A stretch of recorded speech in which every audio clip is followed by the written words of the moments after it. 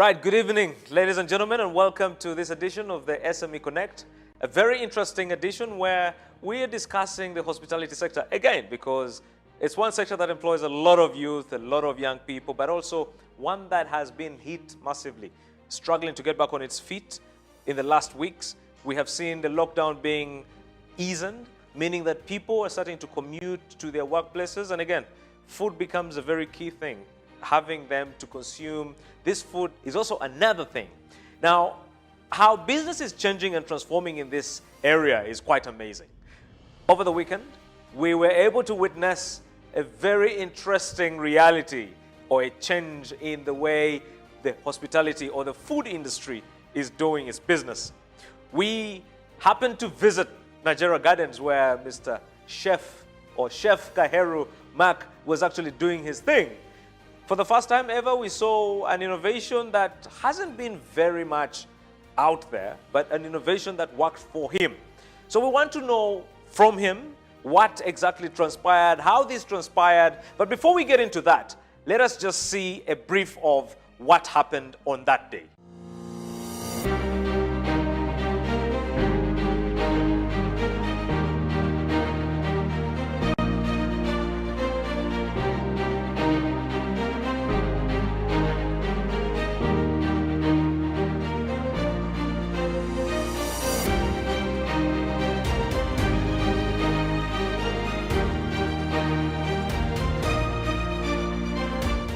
Okay, so ladies and gentlemen, I would like to welcome Chef Mark Kaheru, a very renowned chef in Kampala. If you have never enjoyed nyama choma in Uganda, in Kampala, designed or roasted by Chef Mark Kaheru, I don't think you've eaten meat before.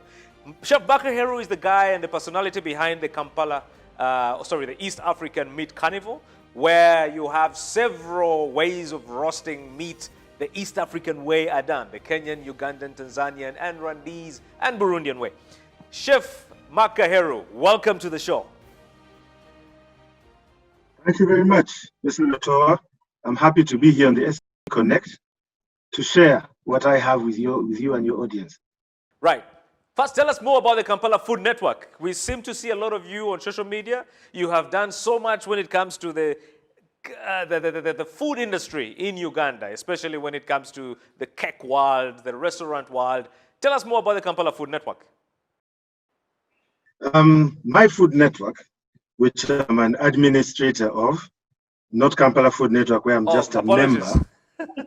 Yeah, it's a network of people who love food. We have amateur chefs, amateur cooks. We have professional chefs. We have stay-at-home cooks. We have people who just love to eat. We have people who just love to go to places where there's nice food. And we share ideas. We share recipes. We host events together, all of them centered around food and the culinary experience. Over the years, we've managed to make a few changes here and there. We've brought a bit of professionalism into the way we prepare our food. We've seen more and more caterers come up. Seeing more and more people open up food businesses. We're seeing people use fresher products, no longer going into dry spices and things like that. So we have tried our best to change the way people look at food, how they treat food, how they prepare food, how they eat it, even how they present it, and how they make money from it. Right. That's quite interesting. Do you mind telling us how many people are on that network?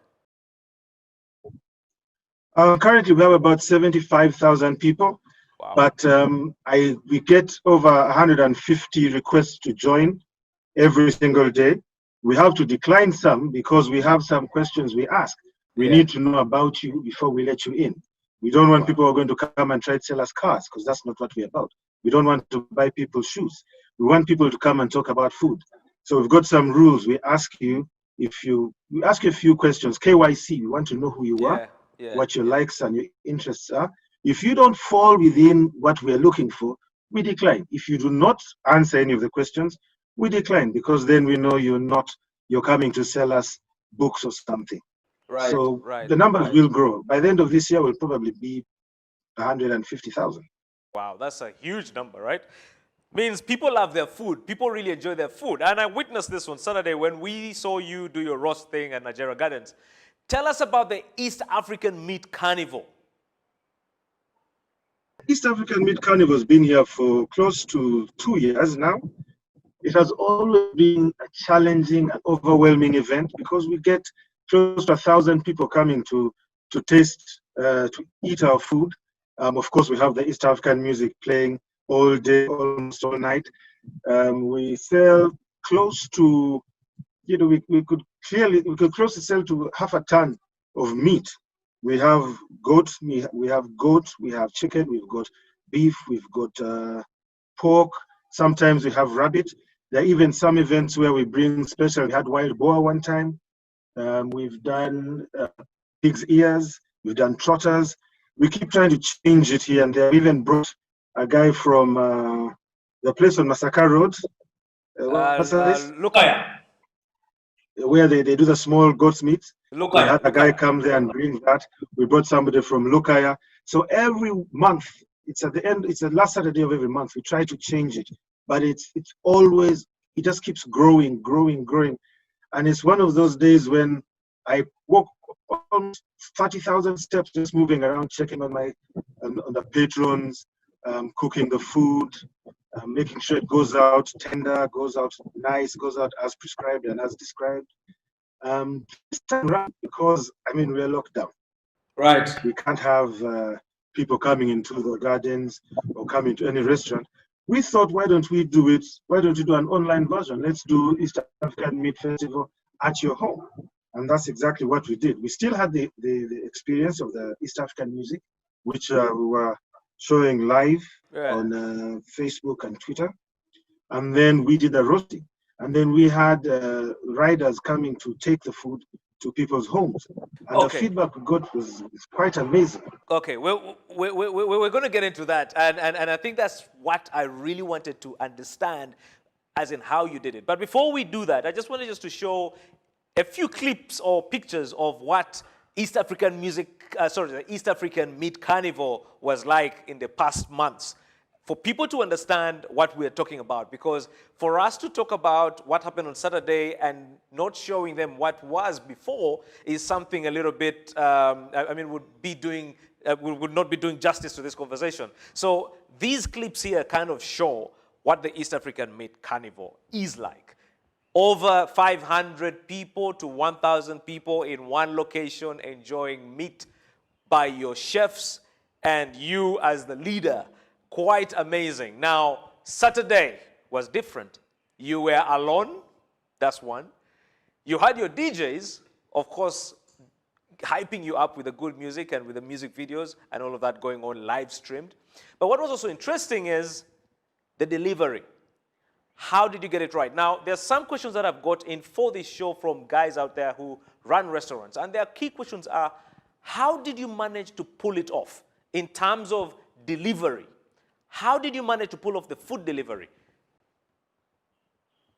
Food delivery bit. Yes. The interesting thing, this was our first time to do this.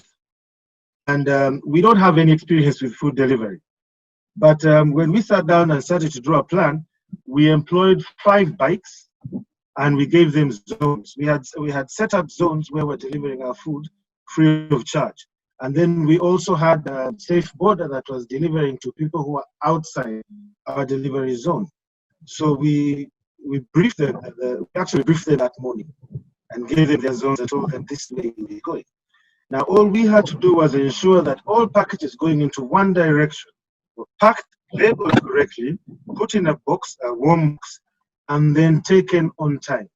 Of course, it being the first time, we had a hiccup or two, which we managed to sort out along the way. We'll talk about those hiccups. If you sit down and do your planning properly, you're sure, I don't think it's really too much rocket science, but if you know that I have people in the Chanja area, 5 of them, and they're within a kilometer or 2 of each other, you send one bike in that direction at the same time, and that delivery is done seamlessly.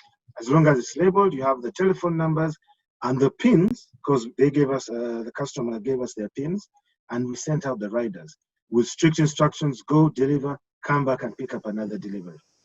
So this was leveraging again on technology, because I can see with the whole idea of a pin to a customer, you are able to deliver to the right person without running around asking for directions, or without your riders running around asking for directions. That's quite innovative. Were you doing this before, let's say 6 months ago? Pardon?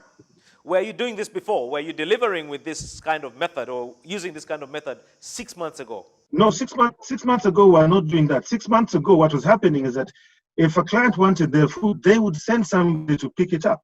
So we were concentrating on making sure that the food was ready and prepared. Now, the difference here is that the customer is not here with us, it's not physical, and the customer cannot send. So we had to innovate to see food, the meat, to the customer, hence the use of technology, as you put it. But 6 months ago, we did not have this at all. I don't remember ever with one of our riders, or with any rider, to go and deliver it. The patrons were sending their riders, because then they knew, go to the gardens, Nigeria, and pick up my food. Right. Now I'm sending to 100 people who I have no clue where they are. I can't afford to have 100 different riders coming to me, because I can get the orders mixed up. So here we had to take control of the delivery service as well, so that we have that part and in control, and we know the ride is going to the right person. Mark, you know what was so interesting on that day? I noticed you ran out of food and orders were still coming in. How did you manage to coordinate your requests for the food and the deliveries? Because I believe there was a mechanism that you must have used to have pre-orders or orders on that day. I mean, how did you manage that? How did you do the ordering vis-a-vis the food that was actually available on the day? About 80% of our orders were pre-ordered. What we did is that we gave guys about a week to make their orders, and they would send in their orders with their numbers, and then on the day we call them and ask them to drop us a pin, because you know sometimes you can't keep a pin for that long. We're using only one number. But then we had only one person receiving orders, so that person would take down all the details so that there is no confusion. I was the one who was preparing the food, so I would hand them over, let's say 10 racks, and leave it to the operations manager, whose role was now to package the food based on the orders he's given. And remember, I told you about the zoning. Yes. So even the lists that were written down had different zones. So you know, zone A, zone B, zone C. So all orders for zone A are these ones, all orders for zone B, zone C. So the magic is you need to have one person managing each process. If you have one person managing everything, that's where you get confusion. Yeah. For example, I could not have been doing the food, cooking it, then packing it, then sending it out. Because then it's a lot, one, it's too much work. Yeah. For the speed of order, you know, you have from 2 o'clock to 4 o'clock because of the current curfew situation that we are in. So food has to reach latest 5 p.m. because the border guy too. Oh yeah, because border guys stop at 5 o'clock, right? Home. Pardon? Yeah. Border guys stop at 5 that's o'clock. what Border guys stop at 5 so o'clock. the system. Right. The system we put in place was well thought through, I must say, because we went out into a new business, a new venture. It took us a week to plan, but we managed to pull it off. Okay, so before I get into the next question, I'll just ask this. You see, for the delivery that you've just been talking about and the distances that you've been talking about, because some people were ordering from as far as Entebbe Road, Zana, and all of these places, which are pretty much a 30-kilometer radius from where you are. How were you packaging your food? How were you making sure that your food was in the right packaging to get it to the final customer in the manner that they deserve to have it? You know, like off the grill, the way you do it. How did you manage with the packaging? We packaged each meal in a silver packaging, aluminum foil, because that manages to keep the heat in. Then we put them in branded paper bags, and then we stapled the name and the number and the area and the zone onto the package, and then we put them in warm boxes, and then we sent out the rider. For example, we had a customer in Munyonyo, we had one in Gaba, we had one in Zana, and we had one in Seguku. And then that was one rider that went and delivered all those, because that is almost one area of the place. And you can, from Munyonyo, you can go round and you're easily in Seguku and then Zana. So that was one route. Then we had another customer in Chengera and one in Bulenga. So that again was one rider who went and came back. Oh, he also delivered to Kawempe. The bulk of our customers were the areas of Chanja, Nalia, Najera, Kira, Wati, which is around us. Right. So those were easy to do. We had 3 guys dedicated to those areas, and they were taking out 5 to 6 orders at the same time. Also remember that many of the patrons were ordering for two or 3 servings, so it was easy to deliver all of those. Right. But the system is one that we need to get right. Right. And in fact, if we grow this, we can even make our own application like how we have the others. So you just go to the app and order East African Meat Carnival. Right. I believe that would be something to do. Thank you so much, Mark. We're going to take a break right now, and when we come back, we're going to go back again into the real questions of how this happened. I know there are very many young people out there or many business owners who run restaurants and will want to understand how to make their business alive again. And I think, Mark, you are a maverick in this area. You have proven that this is possible, and I thank you for coming on the show. We're going to return after the break.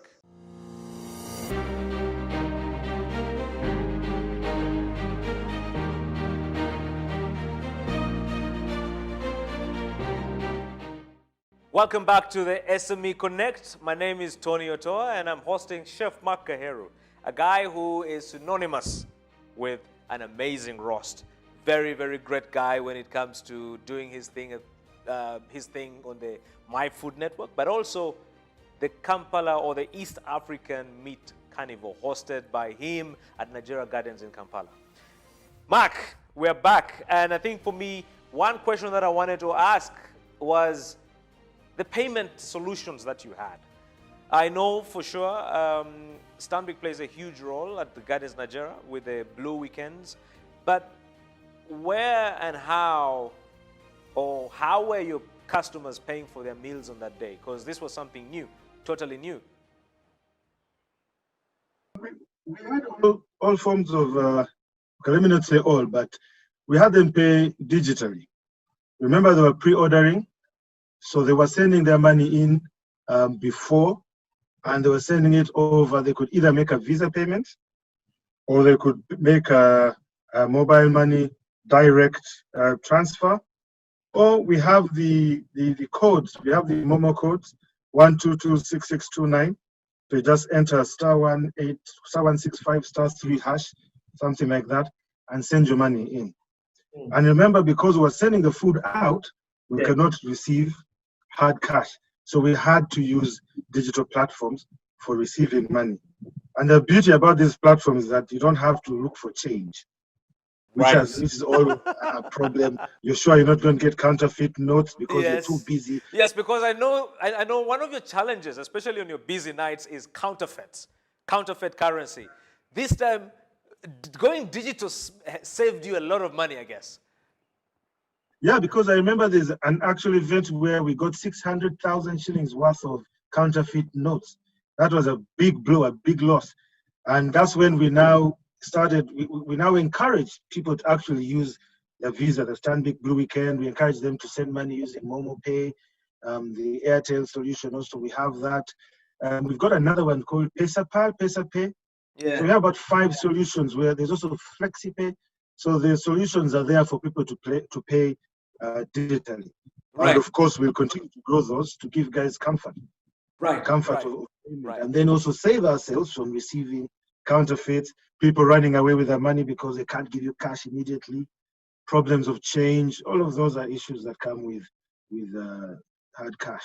So moving forward, would you say that you're going to try and use a lot of these digital payment platforms as a way of doing business, even when we get back to normal? Because I know for sure that you're going to go back to the way you were doing things, but you're going also to have a major component of deliveries. Are you going to still go on with this same way of payments? We must. I mean, if you look back at the last 2 months, we've been encouraged to pay using digital solutions now. now more because of the pandemic we are in, the COVID-19. So I don't see why people are not yet used to it. I believe everybody now is more comfortable with these solutions, and they're everywhere, and they're on your phone, they're on your card. So I think we'll encourage more and more people to use these solutions to save ourselves from all the other risks involved, but also because it's easier. Even accountability is easier. You have a record of it. It comes to you. It goes directly into a bank. You're not worried that the teller is going to fall sick or somebody's going to jump over the counter, hit him over the head and take money from him. Yeah. So safer now. I never appreciated these solutions, I must tell you the truth. Because of all the problems, I have to go put the money on the phone. But now I pull it from my bank onto my phone and I pass it forward. Right. I pull it from my bank and I make a payment. I slot a card. So it's much easier now. I think we must continue with these solutions. There's no turning back. Right. Now, Mark, when it comes to your food orders, you know, I am very keen to understand, were you happy? Did you make money? Were you happy with that day's sales? Yes, we're quite happy with that day's sales. As I said, the orders we got in, we put a 30% extra just in case. And people were still making orders in the night, and we told them, listen, we ran out a long time ago. We can't even make a delivery to you. They said, oh, can you deliver tomorrow? We said, okay, we could, but we're just not ready because we have to get the meat in advance, prep it the night through, then cook it. So even Sunday, people were still making orders for meat. So it was very, very interesting. It's an interesting thing because, Mark, no one has done this before in Uganda. You teamed up with amazing DJs. I saw DJ Sise and his partner, and you did a lot of video mixing with you coming on and all of that. And I guess, again, we can just probably show this clip just for a few seconds. But now, when I look at that partnership, why did you think it was important for you to mix the entertainment with your cooking? Because, again, when people come for the East African Meat Carnival, they always come for two things, entertainment and the meat. But here you could have just thought, I'm a renowned chef, just roast and send it out to people. What made you think of this? The identity of the East African Meat Carnival over the years. And we didn't do it the last month because of the COVID. We decided we need to continue with the experience. People love it. People come for the music. People come for the food. Just doing the food alone would take away from the experience. And we saw what the guys are doing on the NTV and the NBS and the TV West. And we figured, hey, come on, we can deliver our entertainment experience, our East African entertainment experience, and deliver East African meat experience at the same time. We just have to find the right channel. And I must thank you, you guys, your team and your friends helped us come up with the ideas, do the whole production. It was a fantastic job. Initially we were going to do it ourselves on Facebook, but then we don't know that bit. And it's always best to stick with what you know. DJ Sise, DJ Moon, they don't know how to play music. I know how to cook. We need to find that person in the middle who knows how to broadcast. So when we put all the three together, then we had the East African Meat Carnival come to life virtually in your home, and it was a fantastic. We also helped because we had a stable internet connection there. True. So we could do the streaming very well. Yeah. So I think for me, when I look at this whole story, this whole conversation for me boils down to one thing. Your industry is going to become a different one. And again, the core is technology, right? Because if you think about your industry a year ago, technology was not probably one of the biggest things. You could probably have a food app with a few menus or an app that kind of like helps bring food to your home. But here, you're experiencing the kitchen or the chef, the food and the entertainment all in one place to make it worthwhile. So I don't have to come to you to experience that. I can actually sit at my house and make an order. And still, you, the chef, you're still making money. How do you feel your industry is going to change because of COVID or because of what's happening right now? A long discussion, I must tell you, because when you talk about my industry, when you talk about the culinary industry, it's not only limited to food. It is food per se in the center, but there's so many other things around it. For example, I'm going to tell you that we have about 15 waiting staff who have been home for the last 60, 70 days. They are part of our industry. Because when I cook the food, these are the guys who come and bring it to you to your table. I know that who brings it to you. Now, 60, 70 days, they're home. They can't do any work. What happens to them in the future? Those are questions we have to ask ourselves. And have it, we can even have each restaurant in Kampala can develop an app and have it hosted and have their clients call in and make orders, and we'll deliver the food to you. We can use Safe Border. We can use our own in-house bikes like the Cafe Javas are doing. We can send you digital menus. We can even customize a meal to you and deliver it to you. But half of our industry is dying. We need to think about when we come back, how do we best utilize them? Because restaurants are going to close. Let's not kid ourselves about this. Restaurants are going to close. We already, before the COVID came, restaurants were very many and they were suffering. Why were they suffering? Because we were sacrificing a lot. Our profitability went down. Imagine you've got to pay all the overheads. You've got to pay rent. You've got to pay the chefs, the waiting staff, the ingredients. There's so many factors that you put into preparing one meal that you erode your product, your profitability. Mm-hmm. Now, with this new way of doing business, I don't need that many waiting staff. So immediately what I was paying them increases my profitability. Mm-hmm. Then I don't need to pay rent anymore because I can cook from home and deliver. It increases my profitability. Right. And that's why I'm telling you that I foresee many restaurants closing because they're going to look at it and say, if I can deliver food digitally over a digital app and have it delivered by a border or by a van, do I need to go and rent the other man's house? Why can't I just convert half of my own house and do this? That's one thing. The other thing that I was discussing with a few people the other day and is that when you go to eat at, let's say a restaurant like the Mediterranean, when you go there for the food, right? Or you go for the ambience. Right. Then the person who cooks that food, if they left without leaving the blueprint or the recipe behind, that food changes because a new chef will come and bring something different that you probably won't like. You'll end up looking for that chef. So what stops that chef from now, because now home is doing nothing, if he was innovative enough, for the last 60 days, he should have been cooking and telling guys, oh, this is Chef Mark, formerly from the Gardens. I'm now cooking on my own. This is my menu. Order from me. And you'll start to see that chefs are going to open up their own businesses in their own homes if they have the ability to, because we eat their food, we don't eat the Gardens food. Yeah, you don't if you eat put the another chef to do the East African meat carnival, I like that. he'll probably not produce what I do. So you're going to see those changes. Restaurants will close. Chefs are going to become more, they're going to do their own businesses. They're going to become more profitable. But where does it leave our waiting staff? Where does it leave the porters? Where does it leave the guys who wash? Yeah. You could say that, okay, let the waiters become mobile. Let's give them bikes. And instead of getting Safe Border or Jumia or somebody, let the waiters do the delivery service themselves. That could be another way of employing them. But then you're still putting fuel in the bike.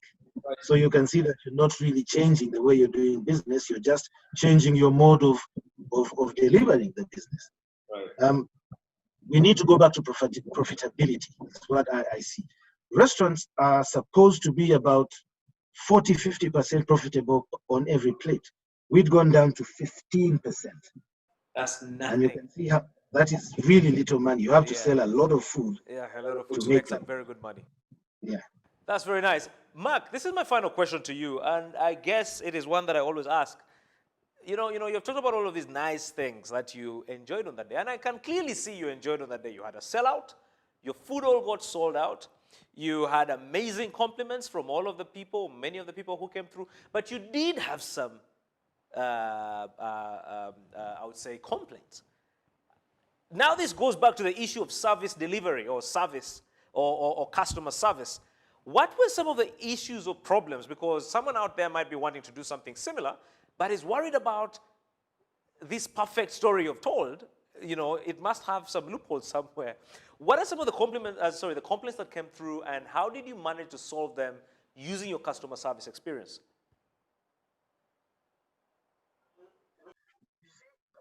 Yes, you're right. We did have a few glitches, being the first time we're doing this delivery service.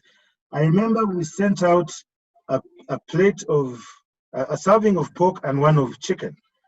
And then, unfortunately, in our kitchen, we mislabeled the two. So instead of sending out a pork rack to customer A, we sent him a chicken. And then customer B, instead of sending him a chicken, we sent him a pork rack. So customer B goes onto Twitter, of course, because he was failing to get through, and complains. And the complaint comes to me. So I look at it and I call him immediately. And I'm like, hey, excuse me, customer, where exactly is, we must apologize. Our rider made a mistake. And he told me, no. Your rider did not make a mistake, because the package was labeled with my name, with my number, with my area. So you guys made the mistake. Yeah. So of course I realized, I think we made the mistake. So what we did, we had to call an Uber immediately, load his pork rack, send it to him. Now, we thought we could send him the pork rack and he gives us back the chicken, and we'll see what to do with it. Unfortunately, it was getting late, so we couldn't get the chicken back. So I called him back and said, listen, we've sent the pork, and we're very apologetic. Then he says, yeah, but I don't want this chicken because I have a lot of chicken in my freezer, so I need you to take your chicken. So I said, okay, we apologize again, but do you mind if we get the chicken tomorrow? He said, no problem. I'll keep your chicken for you. He even asked me, do you want me to keep it on the table or in the freezer? I said, please put it in the freezer. So he was very happy. He actually went back to Twitter and said, oh, thank you guys very much. I got my replacement, and we're happy. Perfect. We had another guy who asked for 2 goat legs, and we sent him 2 goat legs, but he was dissatisfied with the size of one of the legs. And what we did is that we just gave him an extra leg and he's a Kenyan boy, and Kenyan boys know they're Kenyan boys and their meat, so we sent him his leg and said, please enjoy. And I mean, everybody was happy at the end of the day. Right. Thank you, Mark, for sharing your experiences. I mean, this has been very interesting and a very, one of the most interesting conversations I've actually had at this SME Connect, and you've seen me laughing from the beginning to now. I think for me, you have really proven that anything is possible, you know. You could have chosen to sit back and wait for lockdown to end for you to get back to your, East African Meat Festival, or Carnival rather, but you went out to try out something innovative. I believe that by this weekend, many restaurants are going to copy you. But what I'm glad about your style is that you are the first guy in Uganda, probably East Africa, to do this. And I thank you so much for coming on the show. I thank you for joining us. This show is brought to you by the Business Incubator, which is geared to supporting SMEs in their growth and sustainability. And we have also been supported by one of our very good partners, Cloudco. Thank you so much for joining us, and see you next week, where we shall be discussing the oil and gas sector with very interesting personalities then. Have a good evening.